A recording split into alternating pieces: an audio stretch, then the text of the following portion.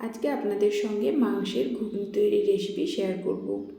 প্রথমে মটরগুলোকে আমি সারা রাত ভিজিয়ে রেখেছিলাম। এরপর মাংসগুলোকে নুন হলুদ মাখিয়ে ম্যারিনেট করে প্রয়োজনীয় সব সবজি কেটে নিচ্ছি এবং বেটে নেব আদা আর পেঁয়াজ। এরপর প্রেশার কুকারের মধ্যে মটর, আলু, নুন আর হলুদ দিয়ে এটাকে 4 থেকে 5টা সিটি দিয়ে সেদ্ধ করে নেব। আমাদের মটর সেদ্ধ হয়ে গেছে।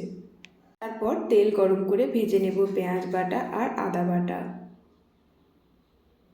ভাজা ভাজা হয়ে এলে এতে আমি দিয়ে দিচ্ছি আমাদের আগে থেকে কেটে রাখা টমেটো আর ক্যাপসিকাম, কিছুটা জিরা বাটা, লঙ্কা গুঁড়ি এবং ওপর থেকে ছড়িয়ে দেব সামান্য কাশ্মীরি লঙ্কা। এরপরে মাংসটা দিয়ে আমি মাংসটা ভালো করে কষিয়ে নেব। কষা হয়ে গেলে ওপর থেকে দিয়ে দিচ্ছি কিছুটা গরম মশলা। বেশ কিছুক্ষণ ধরে আমি মাংসটা খুব ভালোভাবে কষিয়ে নিচ্ছি। এরপর সেদ্ধ করে রাখা মটর আর আলুটাকে উপর থেকে দিয়ে দেব এবং জল দিয়ে এটাকে সেদ্ধ হতে দেব। আর ওপর থেকে ছড়িয়ে দেব আরও কিছুটা নুন এবং 1 চামচ ঘি। খুব ভালো করে নেড়ে চেড়ে নেব এবং জল কিছুটা কমিয়ে নেব। ব্যাস, আমাদের ঘুগনি তৈরি।